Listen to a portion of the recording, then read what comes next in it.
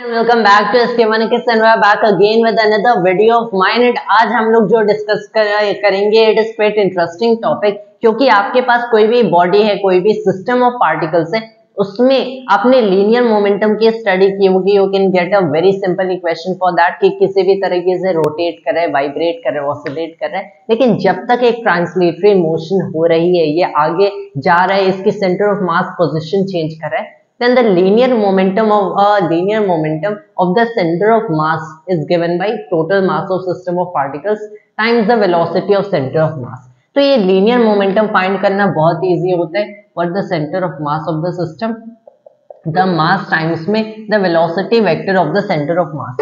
इसी चीज की angular momentum कैसे कैलकुलेट करते हैं about any given point। तब अगर आपको इस किसी एंगुलर मोमेंटम को कैलकुलेट करने हो सिस्टम ऑफ पार्टिकल, आप कैसे करोगे? How do you do that kind of thing? अब यहाँ पे देखो, मान लो मेरे पास एक सिस्टम ऑफ पार्टिकल्स है, यहाँ पे एक मैंने ओरिजिन ले लिया, ठीक है। यहाँ पे you see this many particles over here, यहाँ पे आपके पास बहुत सारे पॉइंट पार्टिकल्स होंगे। Now what you can say over here is कि हर पार्टिकल के लिए मैं एक पोजीशन वेक्टर असाइन कर सकता हूँ, vector r1, you have vector r2, then you have vector r3। तो ऐसे करते करते बहुत सारे n पार्टिकल्स हैं, ith पार्टिकल है हमारे पास, लेकिन एक ऐसे पॉइंट यहाँ पे which is the centre of mass जिसके लिए मैंने वेक्टर rcm कहा है। अब यहाँ पे there may be a particle over here, there may not be a particle over here, लेकिन एक ऐसी पोजीशन होगी जहां पे पूरा मास कंसेंट्रेटेड हम लोग कह सकते हैं कि होगा। अब यहाँ पे देखो कि ऑब्वियसली ये जो पार्टिकल्स है इधर उधर मूव कर सकती हैं, इनके पास एक एंगुलर मोमेंटम होगी about this basically origin O. Origin O के अबाउट की एंगुलर मोमेंटम में कैसे कैलकुलेट करूंगा? लीनियर मोमेंटम कैलकुलेट करना ओवरऑल बहुत इजी होगा, that is linear momentum of centre of mass. Angular कैसे कैलकुलेट करें? So what you do is कि पहली चीज आप देखो, मान लो आपके पास यहाँ पे एक ith पार्टिकल है, आपके पास यहाँ पे एक ith पार्टिकल हो गया। ith पार्टिकल की जो एंगुलर मोमेंटम होगी vector li, this is vector ri cross mi vector vi, यही होगा ऑब्वियसली। अगर मुझे टोटल सिस्टम ऑफ पार्टिकल्स के लिए एंगुलर मोमेंटम कैलकुलेट करना है, मैंने इसी को सम कर दिया ओवर ऑल i, इसी को मैंने हर वैल्यू ऑफ i के लिए सम कर दिया। तो व्हेन आई डू दैट मुझे टोटल एंगुलर मोमेंटम मिल जाएगी as sigma over all values of i vector ri cross mi vector vi। अब यहाँ पे अगर आप क्लियरली देखते हो तो इसे मुझे सम करना है। Do I know all the values of this? I may know और आई मे नॉट नो, लेकिन इससे इंटरेस्टिंग चीज क्या हो सकती है कि आपने थोड़ा सा अपना जो जिस पॉइंट से आप इस मोशन को ऑब्जर्व कर रहे हो वो चेंज करो। मान लो यहाँ पे आपके पास ith पार्टिकल है, तो इसके लिए आपने पोजीशन वेक्टर वेक्टर ri कहा फ्रॉम द ओरिजिन। आपके पास सेंटर ऑफ मास कुछ इधर है, वेक्टर rcm, ठीक है। अब सेंटर ऑफ मास से आप क्या कर सकते हो? यहाँ पे सेंटर ऑफ मास से आप एक पोजीशन वेक्टर ith पार्टिकल के लिए ड्रॉ कर सकते हो, vector ri dash, let's say for instance आपने वेक्टर ri डैश कह दिया, ये क्या है? ये वेक्टर ri माइनस में वेक्टर rcm है। यहाँ पे देखो triangular role of vector addition apply करेंगे तो आपके पास हो गया वेक्टर ri की वैल्यू क्या है? वेक्टर ri डैश प्लस में vector rcm, triangular rule apply किया ऑफ वेक्टर एडिशन। तो आपके पास position vector of ith particle is equal to the position vector of ith particle with respect to centre of mass plus the position vector of centre of mass with respect to what? Origin. ये origin के about है, ये centre of mass, ये centre of mass, ये position vector relative to origin. अब यहाँ पे देखो मैं क्या कर सकता हूँ, इस चीज को इस चीज से रिप्लेस कर सकता हूँ, इसी का टाइम डेरिवेटिव लेके vector vi equals vector vi dash plus vector vcm,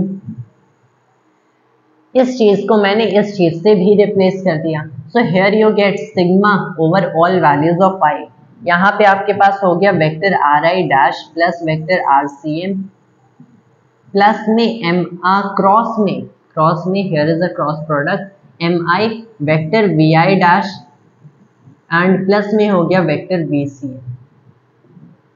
अब यहाँ पे अगर आप देखते हो तो मैंने अब इसका क्रॉस प्रोडक्ट करने की कोशिश किया over all values of i, पहले मेरा हो गया the sigma over all values of i इसका इससे हो जाएगा, तो here is vector R I dash, cross में हो गया M I vector B I dash, ठीक है, प्लस में sigma over all values of I vector R I dash, cross में M I vector B C M, plus में sigma over all values of I vector R C M, cross में M I vector B C M, फिर plus में एक last remaining term हो गया इसका इससे, obviously multiplied by this sigma over all values of I vector R C M cross M I vector B C M.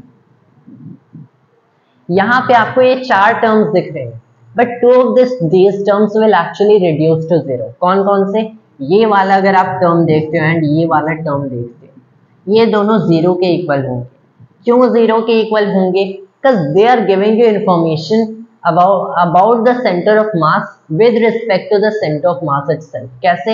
यहाँ पे sigma over all values of I vector R I dash cross में M I vector B C M देखोगे तो आपको clearly पता है कि this is, मान लो ith पार्टिकल आपने लिया, पहले sigma over all values of I हटा दो, ith पार्टिकल आपने लिया, the position vector of the ith particle आपने बेसिकली कैलकुलेट किया सेंटर ऑफ मास के अबाउट, ये वाला पोजिशन वेक्टर आपने कैलकुलेट किया, इसका क्रॉस मल्टीप्लिकेशन किससे किया? इसका क्रॉस मल्टीप्लिकेशन किया आपने उस बेसिकली ith पार्टिकल के मास टाइम्स में वेलोसिटी ऑफ सेंटर ऑफ मास से। जब आप इसे हर वैल्यू ऑफ आई पे सम अप करोगे तब ये जो दोनों वैल्यूज हैं आपको क्लियरली पता चल रहा है। मान लो अगर मुझे हर वैल्यू ऑफ आई पे इसको सम अप करना है तो ये मुझे क्या मिल रहा है? This is clearly the linear momentum of centre of mass itself. इसको अगर मैंने हर वैल्यू ऑफ आई पे सम अप किया तो आपको पता चल रहा है what you are doing is the cross product of this particular thing with itself, क्योंकि ये सेंटर ऑफ मास की ही आप वेलोसिटी वेक्टर या पोजीशन वेक्टर की बात कर रहे हो विद रिस्पेक्ट टू इटसेल्फ, जो कि क्लियरली जीरो है। यहाँ पे भी आपका वही केस है, sigma over all values of I vector R C M cross M I vector B C M. यहाँ पे अगर आप देखोगे तो आपके पास vector R C M vector B C M तो कांस्टेंट है, ये बाहर आ गया। Only you will do the summation over all values of I for the mass, तो आपके पास ये कैपिटल M हो गया।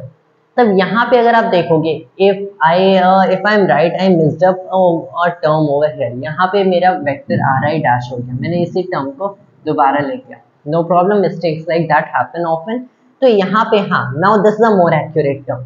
यहाँ पे आपने बेसिकली क्या किया, वेक्टर आर सी एम तो वो तो कांस्टेंट टर्म है, आपने बाहर निकाला, क्रॉस में क्या हो गया एम आई, यहाँ पे एम आई टाइम्स में वेक्टर आर आई डैश, ये हर वैल्यू ऑफ आई पे ये भी आपने ट्राई किया।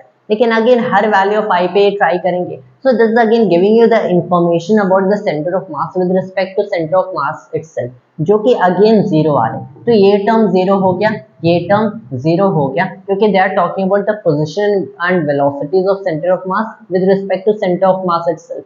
बचे ये दोनों टर्म। अगर इस टर्म की बात करें तो ये हमें क्या बता रहे, दिस इज बेसिकली यहाँ पे हर वैल्यू ऑफ आई पे आपने सम किया क्या, the position vector of ith particle with respect to centre of mass cross the mass of ith particle times में position vector of ith particle with respect to centre of mass. So position vector with respect to centre of mass cross momentum linear momentum vector with respect to centre of mass हर value of आई पे किए। ये clearly आपको क्या दे रहा है कि यहाँ पे जितने भी पार्टिकल्स हैं उन सबका मैंने क्या किया, उन सबकी इंडिविजुअली एंगुलर मोमेंटम कैलकुलेट किया सेंटर ऑफ मास के अबाउट, कि सेंटर ऑफ मास पॉइंट के अबाउट वो किस एंगुलर मोमेंटम से बेसिकली मूव करें, उन सबको सम किया। मतलब total angular momentum of the system of particles about centre of मास। तो इसे मैं क्या लिख रहा हूँ, इसे मैं वेक्टर एल डैश लिख देता हूँ as we have been going by this notation for सिगम।